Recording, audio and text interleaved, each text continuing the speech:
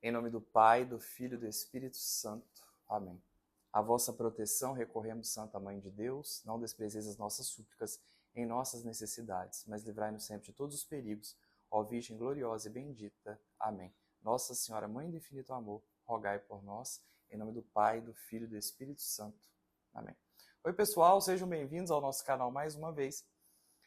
Agradeço a todos aí que têm curtido, que têm compartilhado os nossos vídeos e peço mais uma vez que vocês continuem a me ajudar nesse processo de divulgação. Às vezes alguns temas polêmicos, né, digamos assim, como o de hoje, fiquem à vontade para perguntar, para comentar, mande para os seus amigos nos grupos de WhatsApp. Nós temos essa necessidade de conhecer a nossa fé para que não sejamos enganados. E essa discussão que a gente propõe aqui no canal, ela tem justamente esse objetivo, de nos ajudar a nos orientar em relação à nossa fé, em relação também à nossa própria vida, sobre quais caminhos são os melhores, sobre aquilo que o Senhor tem para cada um de nós, e para que a gente possa se posicionar adequadamente dentro da realidade, vivendo a vida da melhor forma possível, segundo a vontade de Deus. Pois bem, a gente entra hoje, né, quer conversar hoje sobre um assunto bastante polêmico, que é o dom de línguas. Eu me proponho a falar sobre isso aqui. Eu já deixo de referência para vocês. Existe um curso do Padre Paulo Ricardo que vai falar sobre o dom de línguas e outras questões sobre mística e sobre envolvendo mais aí a renovação carismática, né? Envolvendo a renovação daquilo relacionado a ela. Eu penso que é de muito valia poder ver este curso, que é extremamente aprofundado, né? E todo quem conhece o trabalho do Padre Paulo sabe como ele é excelente. Eu deixo de referência aí o curso dele. Pois bem, é necessário que nós conheçamos a nossa fé, é necessário que nós conheçamos aquilo que vem de Deus, aquilo que é de Deus, com o objetivo de termos discernimento, com o objetivo também de não sermos enganados. Sobre dom de línguas, por exemplo, a gente não está discutindo aqui uma questão de eu gosto ou não gosto. Não é disso que a gente está falando. Nós vamos falar sobre as Sagradas Escrituras, vamos falar também sobre a vida dos santos referente a isso e sobre a própria questão da realidade, nesses três patamares aí, digamos assim, sobre a oração. E queremos fazer uma discussão baseada nisso, na própria realidade, na vida dos santos, assim também como nas Sagradas Escrituras. É muito complicado, porque muitos pregadores, muitas vezes, ou mal intencionados, ou simplesmente por falta de conhecimento, acabam falando muitas coisas e acabam confundindo as pessoas. Então, isso precisa, por isso que a gente precisa conhecer a nossa fé. Vamos falar a verdade? Não criticando aqui nenhuma pessoa específica de nenhum modo, mas existem padres que, infelizmente, são um perigo, né? Infelizmente, acabam durante as suas homilias ou mesmo durante a confissão, falando coisas simplesmente que estão fora daquilo que diz a doutrina da própria igreja. Eu não estou aqui para ficar criticando, eu estou aqui para acrescentar e não para diminuir, mas infelizmente isso acontece. Então cabe a nós o quê? Estudar, procurar, investigar, porque senão isso pode ser um fator de grande confusão para nós. Aí nós temos todos os problemas que a gente sempre denuncia e diz aqui, né? Nós já temos vídeos sobre teologia da libertação, sobre esvaziamento da fé promovido pela teologia da libertação. E como isso trouxe muitos males para nós, para a igreja, enfim, e é algo bastante complicado. A renovação carismática, né, goste você ou não, queira você ou não, ela auxiliou e auxilia muito a manter vivo esse fogo do Espírito Santo dentro da igreja. Não que a igreja não tenha perdido o Espírito Santo, de nenhum modo, mas a capacidade de alcance da renovação carismática, principalmente para aqueles que estão em processo de conversão, é algo fantástico. Isso aí não há que se dizer. Entender a missa, muitas vezes, é difícil. As pessoas não conseguem compreender bem do que se trata, como está ali, porque não conhecem a fé. A renovação carismática, muitas vezes, isso é fácil perceber isso, né? Eu falo renovação carismática, me refiro aí aos grupos de oração, de um modo geral. Você tem muito um processo em que ela tem esse dom, essa capacidade de acolher muitas vezes as pessoas estar muitas vezes as pessoas, e as pessoas ali, a partir daquela primeira experiência, elas vão desenvolvendo a fé. E a própria renovação acaba por levar sempre as pessoas para a Eucaristia, para a comunhão, para a confissão, né? Para uma vida espiritual. E isso é fundamental. Uma das coisas que mais ajudou, que mais segurou o crescimento da própria teologia da libertação dentro da Igreja Católica foi a renovação carismática. Então, quer você queira ou não, ela foi e é de grande auxílio. Pode ter excesso, exageros, algumas coisas que precisam de melhoramento, sim, mas isso todos nós. E então é preciso dar uma palmatória nesse sentido. Algumas pessoas simplesmente não gostam, algumas pessoas se encontram mais de outras maneiras, preferem simplesmente, não, eu só gosto da missa, eu só gosto de rezar o meu texto, não gosto de rezar assim. Tudo bem, não é isso que a gente está conversando aqui. Mas é notório, qualquer pessoa que já trabalhou no âmbito de grupos de oração, no âmbito da RCC, consegue perceber que a renovação consegue acolher muito bem as pessoas e as pessoas conseguem, então, muitas vezes amadurecer na fé a partir disso. Muitas pessoas que eram do mundo, digamos assim, muitas pessoas que estavam no mundo, vivendo uma vida de qualquer maneira, conseguiram melhorar, conseguiram desenvolver a fé, amadurecer a fé através da renovação carismática católica. Então, ela tem a sua importância. E então, nós precisamos conhecer a nossa fé com o objetivo de que nós não sejamos enganados por pessoas ou mal intencionadas ou simplesmente ignorantes. Então, isso é necessário ser tratado, é necessário ser dito. E aqui a gente quer propor, então, uma breve conversa sobre este assunto, que é o dom de línguas. Isso acontece com uma frequência muito grande. Às vezes você tem uma paróquia com um determinado grupo de oração, e aquelas pessoas vão lá e vem o padre depois na homilia e critica de uma maneira sem ter conhecimento, sem ter fundamento algum. Criticam, então, o grupo, critica a oração em línguas, critica quando se faz um encontro de cura e libertação. Isso causa uma confusão e um mal-estar naquela paróquia, que ele não percebe muitas vezes que ele está dando um tiro no próprio pé. Então a gente precisa tratar isso. Não estou aqui para criticar ninguém, minha crítica não é a nenhum padre em particular ou específico, entendam bem, mas é também do nosso ministério falar a verdade, né? Denunciar aquilo que precisa ser dito e falar sempre a verdade. Então, estudemos, certo? Vamos atrás, vamos procurar aquilo que é de fato e de direito.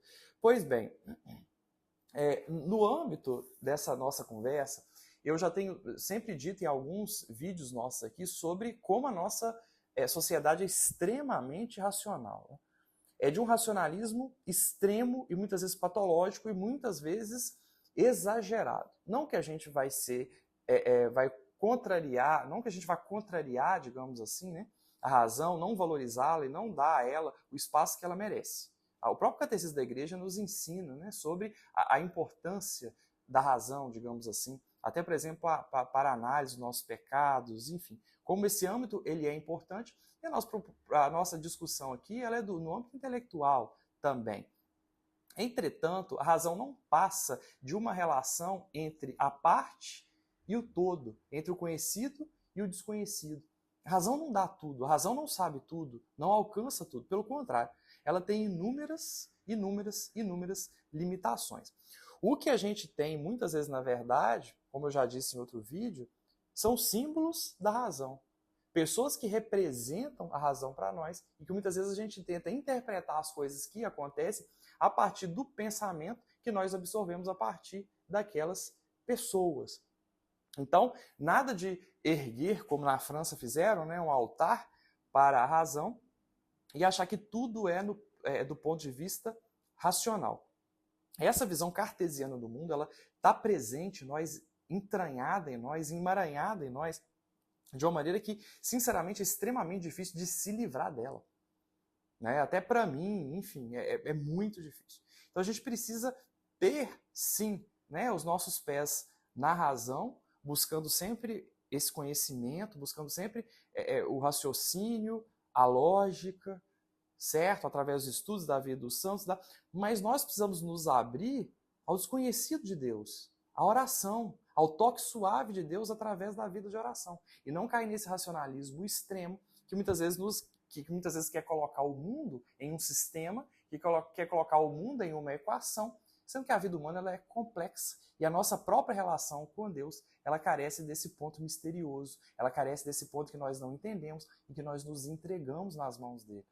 E a oração nos ajuda nisso.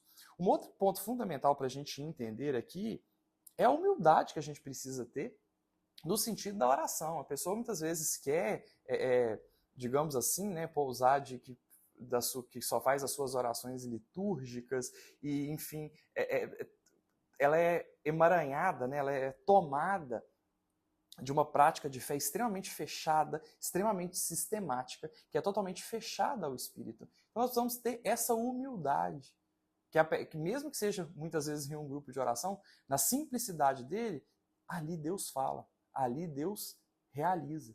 Então, se você não tiver humildade, você jamais vai conseguir entender a ação de Deus, você jamais vai conseguir entender a ação do Espírito Santo. Não estamos dizendo aqui sobre uma questão de gosto, de gostar ou não gostar de oração em línguas, ou gostar ou não gostar da renovação carismática. Não se trata disso, mas de reconhecer aquilo que de fato é.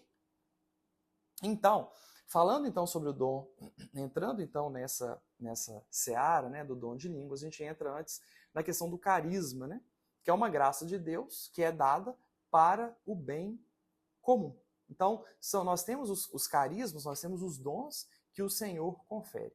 Vamos falar hoje só sobre o dom de línguas, mas temos, né, aí a gente não pode confundir com os dons do Espírito, que são dados com o batismo, né? Aí isso é uma outra coisa que a gente também não vai trabalhar aqui, mas a gente vai falar sobre os dons do Espírito Santo, especificamente sobre o dom de línguas. A oração carismática, né, digamos assim, ela é para santificação, mas também santificação da igreja inteira, porque nós rezamos também para as outras pessoas. Então, quando nós fazemos uma determinada oração, ainda que nós rezemos em língua, isso é para a nossa edificação pessoal, mas é também para a edificação da igreja inteira. Como, por exemplo, um santo. Quando no céu intercede por nós, é a oração dele para a santificação dele. Mas ele está pedindo por nós. E estando ele pedido por nós, é para a santificação dele, mas também para a santificação de toda a igreja. E aí, a gente vai falar sobre, fazer uma diferenciação aqui. O dom de línguas não se trata daquilo que aconteceu em Pentecostes. Parece que o que aconteceu em Pentecostes não aconteceu em nenhum outro lugar. Pelo menos nas Sagradas Escrituras não tem aquela descrição de que estavam lá os discípulos, veio então o Espírito Santo sobre eles como línguas de fogo, e eles saíram então a profetizar. E aí as pessoas, cada uma das pessoas que estavam lá, vindas de várias regiões do mundo, que falavam vários idiomas diferentes, entendiam no próprio idioma. Não há relato disso ter acontecido novamente. É bonito e é interessante que Pentecostes se trata de uma Babel ao contrário. Babel, eles falavam o mesmo idioma e não se entendiam. Em Pentecostes, eles, pela ação do Espírito Santo, eles falavam idiomas diferentes. E cada um era entendido na própria língua. Então, a descrição ali, não, eu desconheço outra. Se alguém souber, fique à vontade para colocar nos comentários aí, ou através da vida de algum santo, enfim, que tenha profetizado, então, em várias línguas diferentes. Pessoas que tenham profetizado, cada um em uma língua, e as pessoas compreendido nessa mesma língua, né, nessas línguas diferentes. Esse fenômeno não há uma outra descrição de que ele tenha acontecido. Existem sim pessoas que podem ter tido uma determinada profecia, uma determinada fala em uma língua estrangeira, sem nunca ter estudado a língua estrangeira. O nome disso, na verdade, é xenoglossolalia. Isso é uma outra coisa também, que não se trata da oração em línguas. Existem relatos disso, certo? Eu já vi até relatos de uma mulher, um amigo meu me contou, um padre amigo meu me contou que uma mulher recebeu uma profecia, uma mulher extremamente simples, recebeu uma profecia e escreveu essa profecia, em que tinha parte da profecia em inglês e parte em francês. Aquela mulher mal sabe escrever, né, na verdade. Então, esse fenômeno também existe, mas também não é o que a gente vai conversar aqui, que é a xenoglossolalia. A pessoa nunca estudou um determinado idioma, mas fala nesse idioma, escreve nesse idioma, enfim. Eu nunca estudei grego, mas é como se eu tivesse uma profecia, ou se eu escrevesse alguma coisa em grego e entregasse para você, por exemplo. Isso é a xenoglossolalia. Na verdade, e mais um adendo aí, é o que a gente vai falar aqui também, não é sobre tradução simultânea. Vocês já devem ter visto esse, que é um outro fenômeno também. Desculpe. Em que uma determinada pessoa faz uma profecia em línguas e uma outra pessoa interpreta. Então a pessoa solta ali uma oração em línguas e uma outra pessoa, ao mesmo tempo, vai interpretando aquilo que é dito. Também não se trata disso. A gente vai falar aqui sobre oração em línguas, que é o fenômeno da glossolalia, que você fala uma língua incompreensível, que não é língua nenhuma.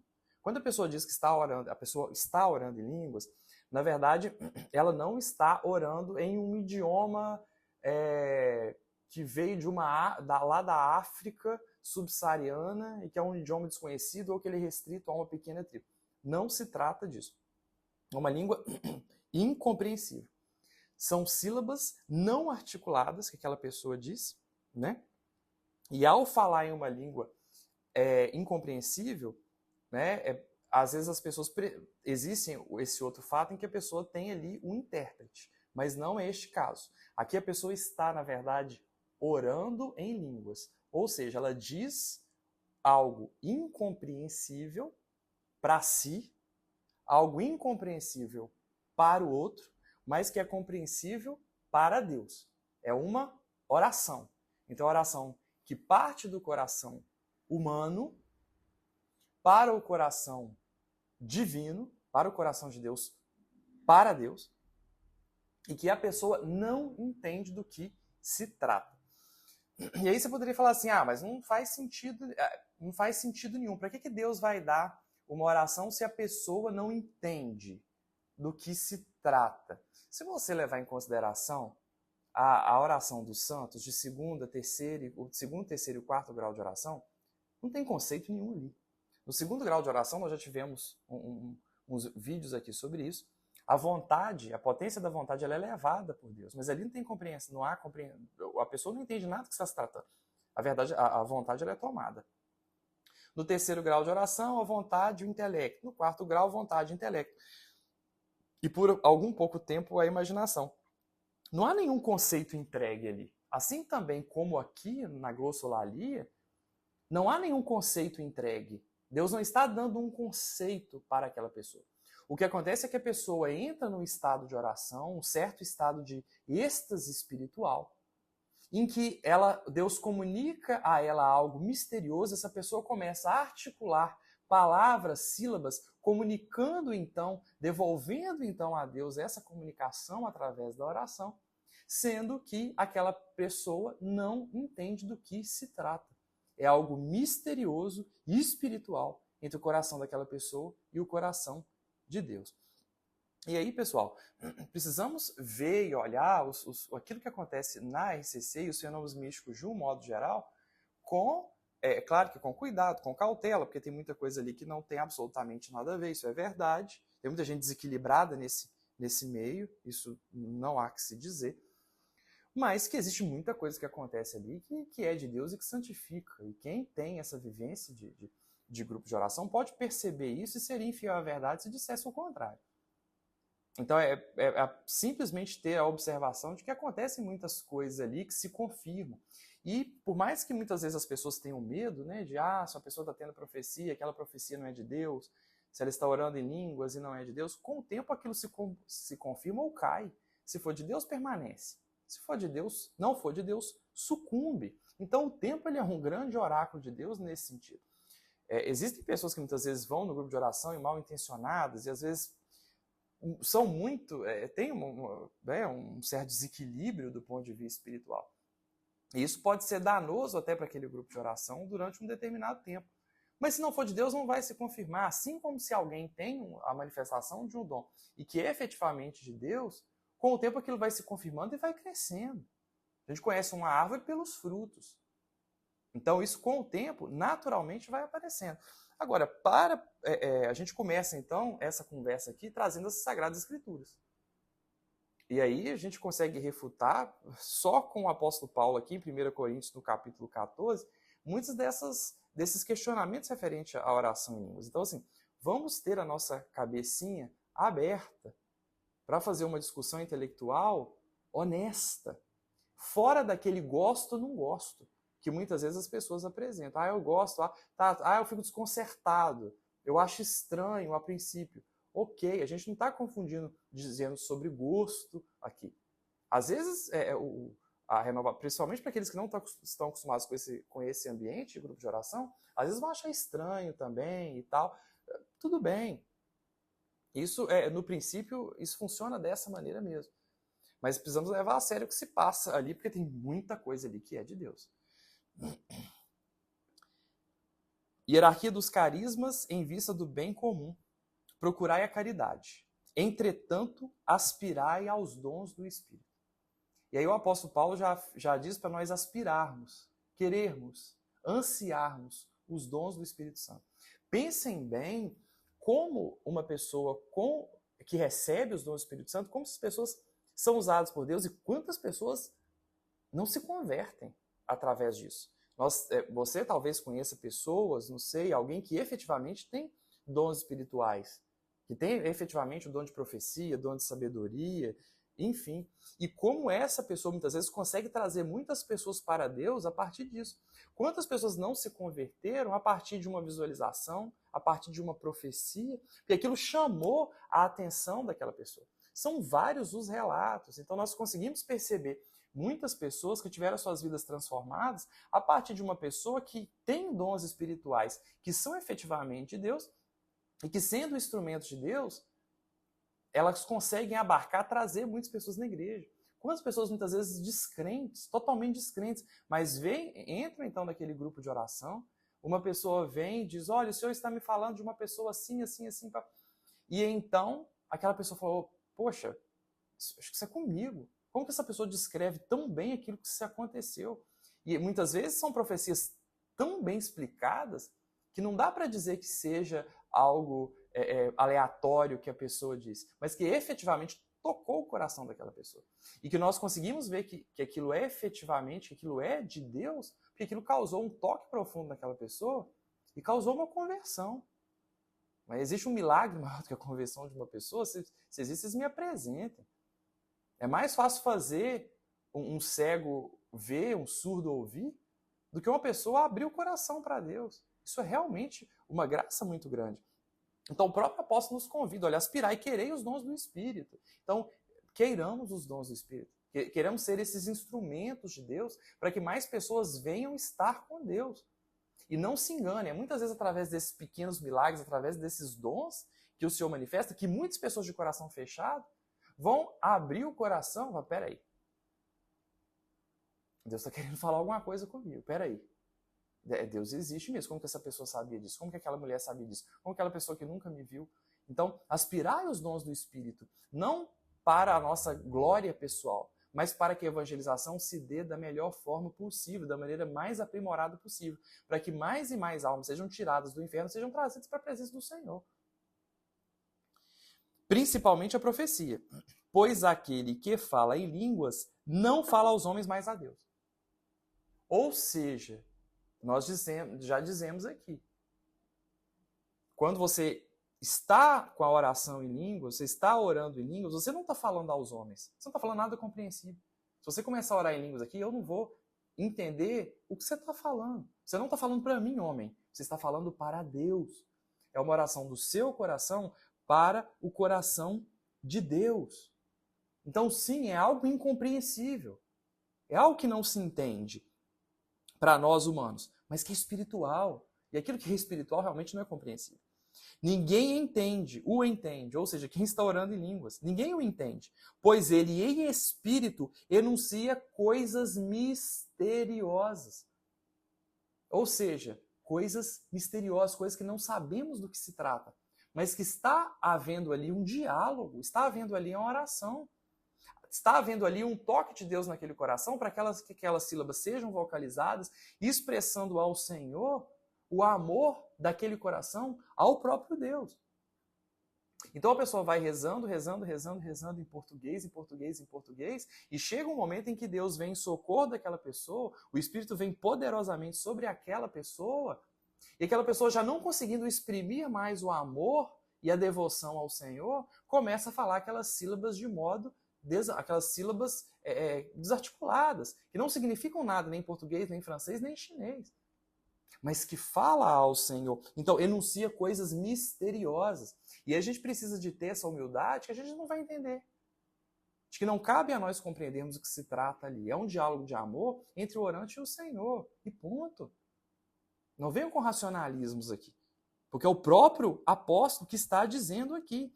E essa oração em línguas que o apóstolo fala aqui, esse dom de línguas que ele fala aqui, não se trata, não é daquele fenômeno lá de Pentecostes.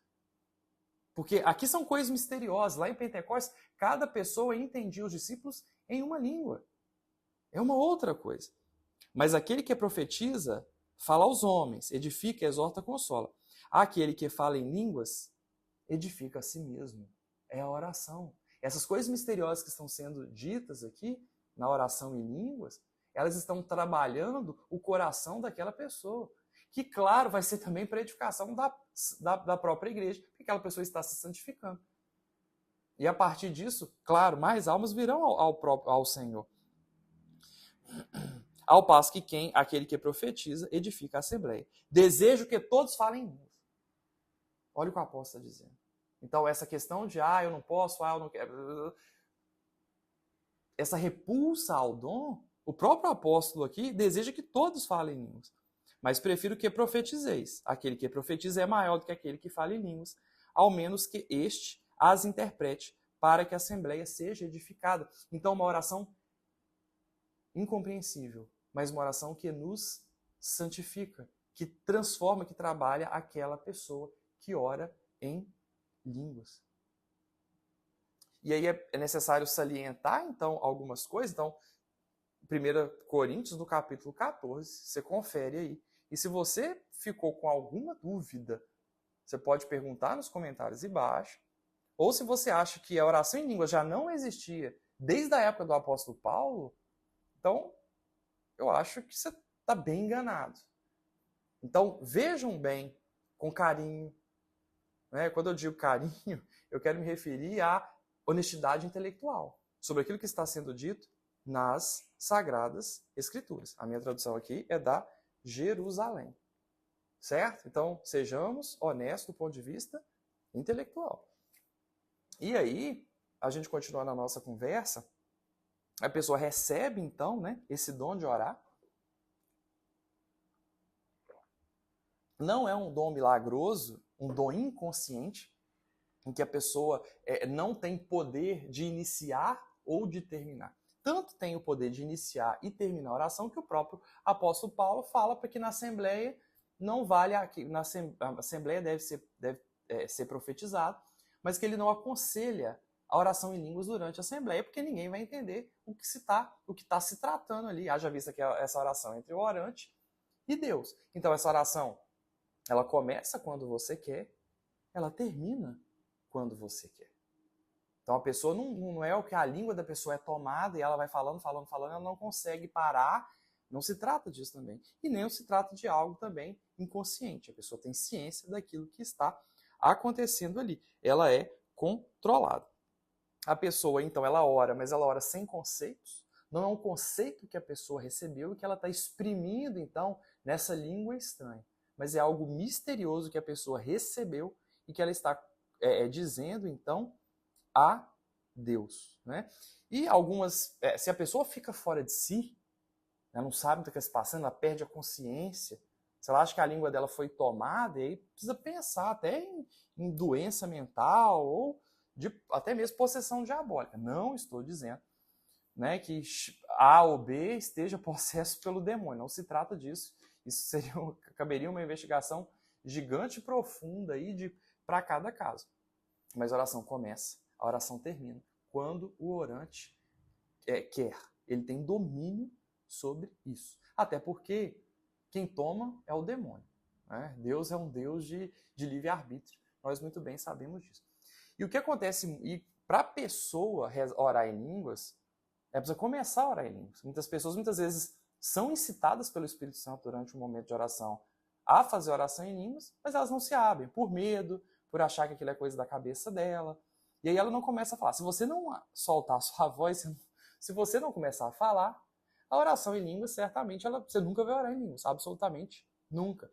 O que acontece, na verdade, é que naquele momento ali, às vezes a pessoa entra em estado de oração profunda, ela vai orando profundamente, e aí ela vai sendo tocada por Deus, tocada pelo Espírito Santo de uma maneira tão forte, tão profunda, que falta palavras para aquela pessoa expressar o que está se passando naquele momento. Então ela começa a expressar ao Senhor, ao dizer ao Senhor, coisas grandiosas, coisas magníficas, coisas incompreensíveis, a partir da oração em línguas. Então, há este toque do Espírito Santo. Há esse toque profundo, então, do Espírito Santo naquela pessoa, e a pessoa começa, então, a vocalizar, a verbalizar aqueles sons que são, na verdade, incompreensíveis. Sobre a oração em línguas. Todas as pessoas que oram em línguas, na verdade, oram em línguas.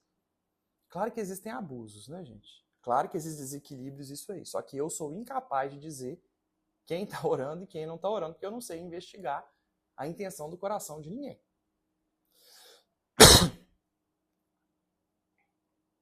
Se é uma pessoa mal intencionada, se é uma pessoa que finge, eu não tenho condição alguma. Né? Mas nem a Chico, nem a Francisco. Né? Nem achar que todo mundo que diz estar orando em línguas, na verdade está orando em línguas. Nem achar que também a oração não existe. Né? Isso para nós é totalmente impossível, mas existem fortes evidências, digamos assim, de que algumas pessoas efetivamente não têm o dom e fingem ali alguma coisa. Nós falamos das Sagradas Escrituras. Agora, na própria vida dos santos, o padre Paulo Ricardo dá fala sobre uma história bastante interessante sobre São Francisco de Assis, em que o irmão Leão um dia, né, era secretário de São Francisco de Assis, e repara que São Francisco de Assis estava numa oração profunda e começa a emitir uns sons incompreensíveis com a boca. O irmão Leão faz uma comparação ali de que parecia o barulho seria como um gemido ali, alguma coisa parecida com uma pomba. Ele faz essa comparação com uma pomba, né? E o próprio apóstolo Paulo fala que o Espírito orará em nós com ruídos, né, com gemidos inefáveis. E aí o irmão Leão vê aquilo, acha aquilo curioso, né, para dizer o mínimo, e pergunta para ele, né, irmão Francisco, o que está acontecendo aí? O que foi essa oração? O que está se passando? Ele fala assim, olha, eu não sei o que acontece aqui. O que eu sei é que eu entro naquela oração profunda e aí eu me coloco nos braços eu começo a orar daquela maneira, eu me sinto profundamente nos braços do Pai, como uma criança nos braços do Pai. Ele faz essa comparação. Então, São Francisco entra numa espécie de êxtase, a oração em língua tem uma espécie de êxtase que a pessoa entra, não um êxtase de inconsciência, claro que não, mas entra num estado espiritual mais elevado e começa a emitir aqueles sons. É o que acontecia com São Francisco, que se sentia como uma criança nos braços do Pai e começava a emitir esses sons, porque o irmão Leão faz a comparação com uma pomba.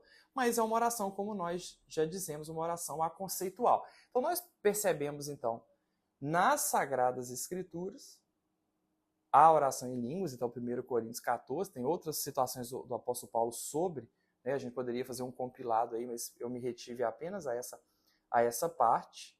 Nós temos a vida dos santos, e existe um fato muito curioso da própria realidade que nós percebemos isso.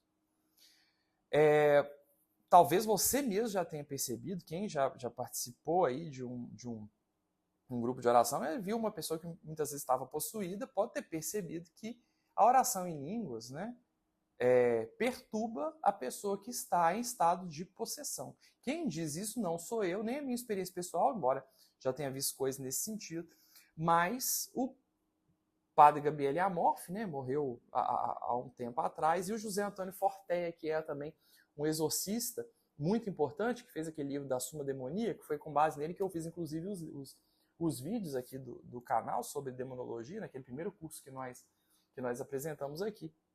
Então, todos eles falaram que o Gabriele Amorf conta que estava fazendo exorcismo, e aí tinha um grupo de oração rezando do lado, e o demônio se sentia extremamente incomodado quando aquelas pessoas começavam a orar em línguas. Então, há algo de divino na oração em línguas e não há como dizer o contrário, né? Porque ela incomoda o mal, incomoda o próprio demônio, então certamente é algo de divino, né? Não é que se dizer em relação a isso. Existem excessos? Com certeza, né? Tanto em relação à renovação carismática, quanto em relação ao dom de línguas. Às vezes existe muita gente que às vezes até bem intencionada, mas infelizmente acaba por não ter muito discernimento. E aí tem umas coisas que são um pouco estranhas, eu já vi acontecer, enfim, mas que são curiosas, para dizer o mínimo.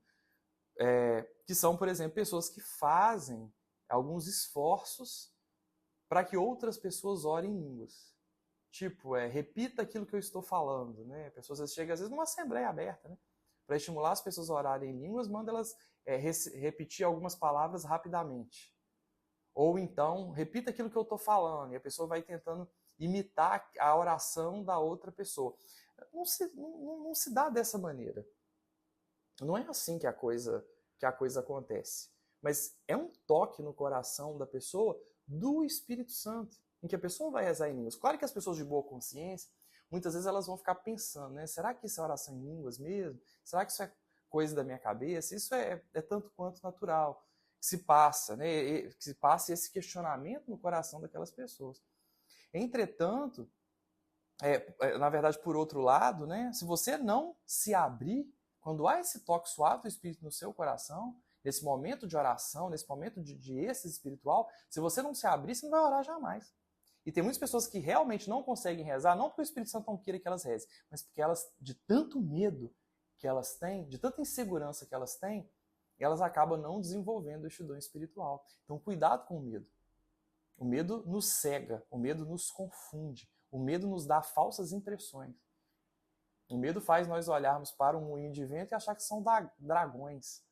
Não é verdade? Tem um livro que nos mostra isso, nos fala sobre isso.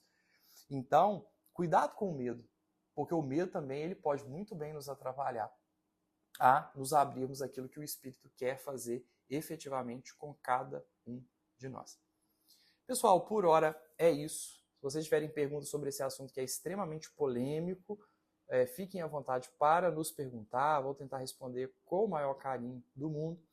Envie o nosso vídeo para os seus amigos, vamos compartilhar a palavra de Deus e, como eu falei, deixo como referência o trabalho do Padre Paulo Ricardo aqui, que é mais profundo e certamente muito melhor que o meu. Glória ao Pai, ao Filho e ao Espírito Santo, como era no princípio, agora e sempre. Amém.